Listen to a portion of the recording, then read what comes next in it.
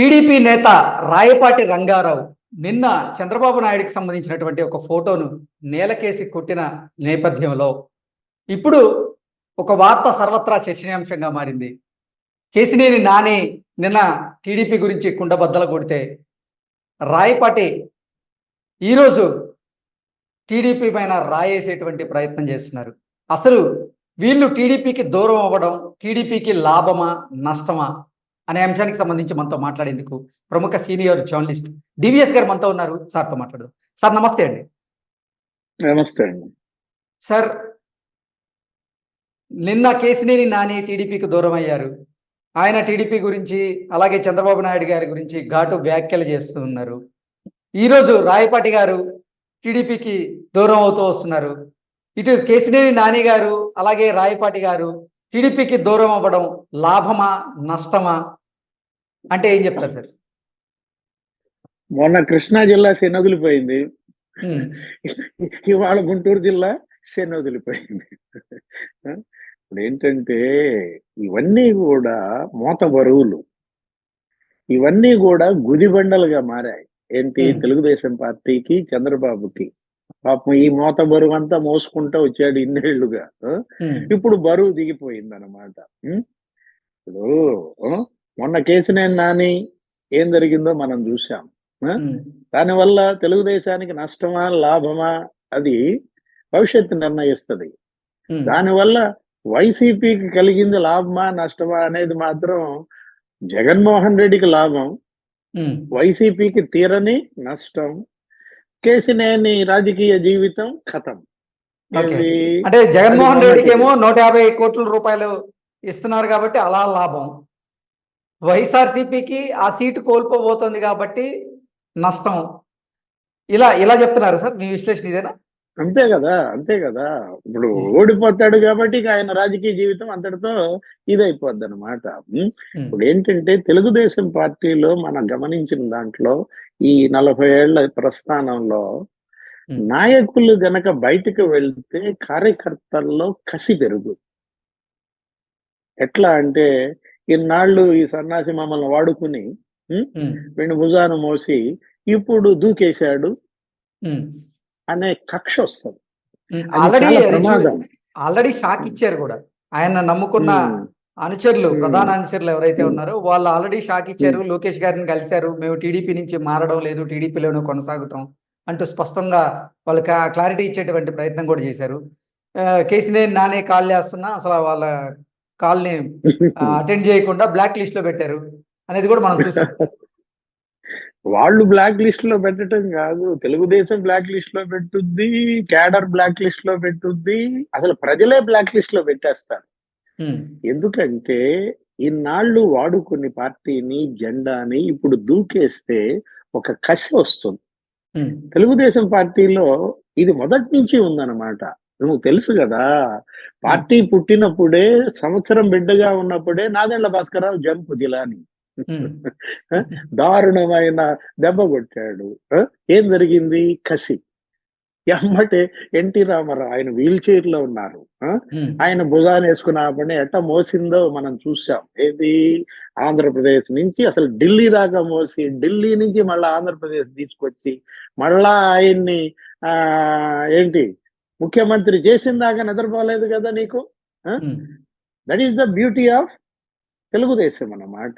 అదే కాదు, ఎవరు పార్టీ మారినా కూడా ఇదే జరుగుతుంది అన్నమాట. ఏంటి, వెంటనేనే నీకు కసి పెరిగిపోద్ది క్యాడర్ లో. మామూలు కసి కాదు అది, అసలు ఎట్టి పరిస్థితుల్లో సహించరు అన్నమాట దీన్ని. అది మనం చూసాం ఏది గతంలో. ఇది కూడా అదే. ఇప్పుడు రాయపాటి రంగారావు ఎవరి రాయపాటి సాంబశివరావు, ఆయన ఒక 5 సార్లు ఏమో లోక్సభకి ఉన్నారు, ఒకసారి ఏదో రాజ్యసభకు ఉన్నారు. ఆయన కాంగ్రెస్ పార్టీ. ఎవరు? రాయపాటి సాంబశివరావు మొదటి నుంచి కూడా. ఆయన ఒక వివాదాస్పదుడు. ఆయన మీద గతం నుంచి కూడా చాలా అభియోగాలు ఉంటాయి. దగ్గర మొన్న కూడా మనం చూసాం, ట్రాయ్ అనేది ఒక స్కామ్. ఏంటది, 7,692 కోట్లు ఏదో గందరగోళం అయిపోవటం, ఇదంతా గత 2-3 ఏళ్లుగా మనం చూసాం. మరి ఆ ఇలాంటి వ్యక్తి మరి జగన్మోహన్ రెడ్డికి కూడా ముద్దు రావటంలో సందేహం ఉండదు కదా. ఉమ్, ఆ, ఇప్పుడు నిన్నటి దాకా లేని ఆవేశం, నిన్నటి దాకా లేని కసి రాయపాటి రంగారావులో ఇప్పుడు ఎందుకు వచ్చింది? అకస్మాత్తుగా చంద్రబాబు ఫోటో నెలకేసి ఎందుకు కొట్టాడు? ఇందాక మీరు అన్నారు ఉమ్, ఏంటండి ఆయన ఆయన ఫోటో నెలకేసి కొట్టాడు అని. ఆ? ఉమ్, కారణం ఏంటి? ఇప్పుడు ఇది ఎప్పుడు అంశం? ఇప్పుడు అతను మాట్లాడింది ఏదో పోలవరం అన్నాడు. ఉమ్. పోలవరంలో ఏ డబ్బులు లోకేష్ తీసుకున్నాడనో లేకపోతే చంద్రబాబు తీసుకున్నాడనో ఇప్పుడు ఆరోపణలు చేస్తున్నాడు. ఎప్పుడు పోలవరం? పార్టీ కోసం నేనెంత కష్టపడ్డానో, పార్టీకి నేనెంత పెట్టానో ఆధారాలతో సహా బయట పెడతా అంటూ కూడా కొన్ని విమర్శలు చేశారు ఆయన, రాయపాటి రంగారావు గారు. ఉమ్, ఉమ్. ఆధారాలతో సహా ట్రాన్స్టాయ్ 7,692 కోట్లు అన్నానే, దాని ఆధారాలు చూపించమను ముందు వాళ్ళకి, ఎవరికి ఆ ఆ వచ్చినటువంటి ఆ దాడులు చేస్తున్నటువంటి వాళ్ళకి. ఉమ్, ఆ, అది కాదు కదా. ఆ? నువ్వు వీళ్ళకి ఇచ్చేదేంటి? లోకేష్ లేక నువ్వు ఇచ్చావా? ఉమ్, లోకేష్ ఎవరు? ఆ ఇప్పుడు అతను ఎవరి మనవడు? అతనికి ఇతను ఇచ్చేదేంటమ్మా? అది నవ్వుతారు కదా జనం ఎవరన్నా విన్నా కూడా. లోకేష్ కి డబ్బులు ఇచ్చారని చెబితే దేంతో నవ్వుతారు? నేను చెప్పకూడదు ఆ మాటలన్నీ కూడా. ఆ, ఇప్పుడు నువ్వేంటి నిజంగా పోలవరం మీద నువ్వు వేధింపులకు గురైతే వాళ్ళు డబ్బులు అడిగితే నువ్వు అప్పుడే చెప్పేవాడు. ఎప్పుడు ఉమ్, ముఖ్యమంత్రిగా ఉన్నప్పుడే, పోలవరం బిల్లులు అప్పుడే నువ్వు తిరగబడేవాడివి. 2014-19 మధ్య. ఉమ్, ఉమ్, ఈ ట్రాన్స్ట్రాయ్ని అసలు అతను ఆ కంపెనీయే తీసేయమని చెప్పి కొత్త కంపెనీ టేకప్ చేయమని చెప్పి చాలా ఒత్తిడి వచ్చింది చంద్రబాబు మీద, పోలవరం కన్స్ట్రక్షన్ కాంట్రాక్ట్ కంపెనీ ఇష్యూలో. ఎందుకంటే వీళ్ళు ఏం చేశారు? కిరణ్ కుమార్ రెడ్డికి చుక్కలు చూపించారు అప్పట్లోనే. ఈ ఉమ్, కంపెనీ పోలవరం ఇష్యూలో అది చేయటం లేదు, కేసులు వేస్తోంది. ఈ పరిస్థితుల్లో వాళ్ళని కంపెనీ తీసేస్తేనేమో నీకు అసలు కంప్లీట్ ఒక 2-3 ఏళ్ల పాటు ఆగిపోతుంది ఉమ్, ప్రాజెక్ట్. జాతీయ ప్రాజెక్టుగా పోలవరం ప్రకటించిన తర్వాత చంద్రబాబు యుద్ధ ప్రాతిపదికన దాన్ని పూర్తి చేద్దామనే ఒక యజ్ఞం చేసినట్టు చేశాడు. ఉమ్. సోమవారాన్ని పోలవరంగా చేసుకున్నాను. మీరు వినే ఉంటారు. ప్రతి అవును. దగ్గర దగ్గర ఫీల్డ్ విజిట్స్ కానీ రివ్యూస్ కానీ మనకు తెలుసు ఎలా జరిగాయో. ఈ పరిస్థితుల్లో ఆయన ఏంటి వీళ్ళతో మాట్లాడి వీళ్ళని ఒప్పించి ఆ, అయ్యింది ఏదో అయిపోయిందని చెప్పి ఆ కోర్టు కేసులన్నీ తప్పించి మొత్తానికి ఎట్టాగొట్ట పట్టాలు ఎక్కించడానికి ఆయన జుట్టు పీక్కున్నంత పని అయింది. ఎవరు? ఉమ్, ట్రాన్స్ట్రాయ్తో కంపెనీ వర్క్స్ స్టార్ట్ చేయించడం అన్నమాట. అవును. దాంతో కూడా పెద్ద తలనొప్పే. ఏది? బిల్లులు ఇవ్వమని ఒత్తిడి చేయటం, కేంద్రం నుంచి బిల్లులు రాకుండానే వీళ్ళకి బిల్లులు చేయటము. చాలా తీవ్రమైన వేధింపులకి గురి చేశారు చంద్రబాబుని ఈ బ్యాచ్. ఎవరు? ఈ రంగారావు బ్యాచ్.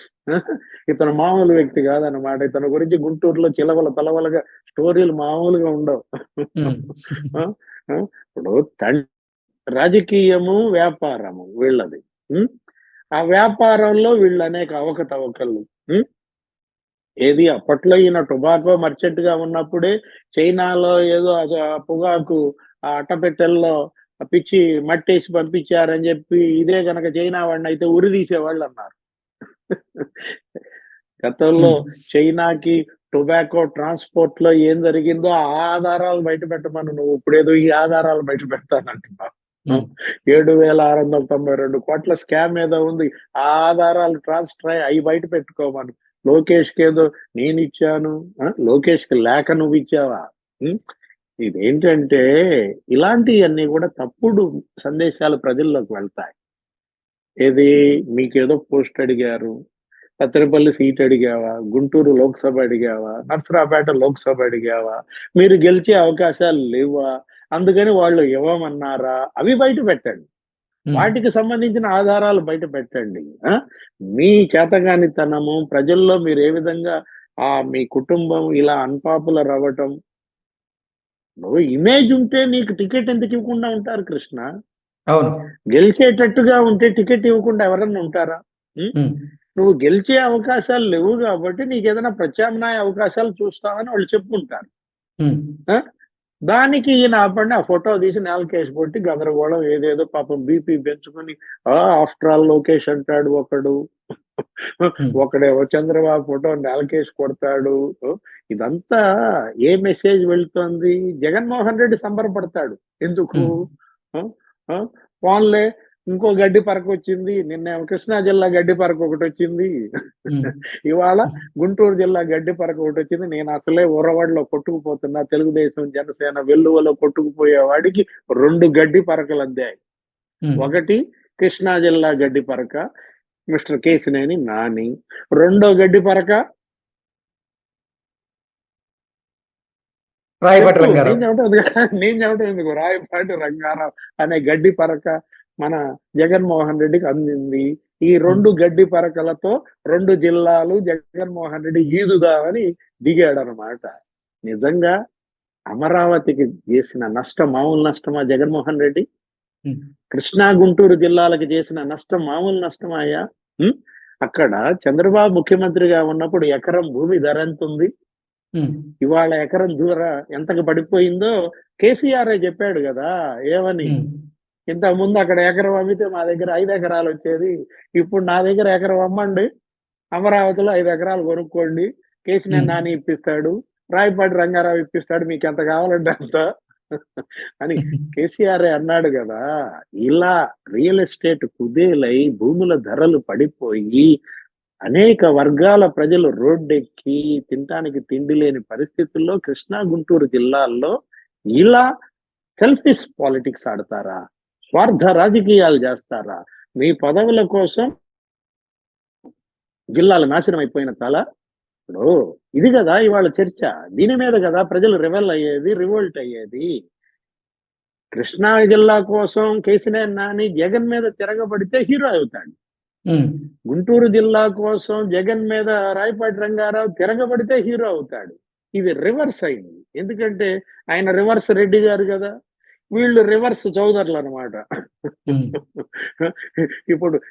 ఇప్పుడు రివర్స్ రెడ్డి గారికి 2 రివర్స్ చౌదరులు జత అవుతున్నారు. ఇది హైదరాబాద్ లో ఉన్నప్పుడు తెలుగుదేశం పార్టీ చాలా బలంగా ఉండేది. చంద్రబాబుకి ఎటువంటి తలనొప్పులు ఉండేవి కావు.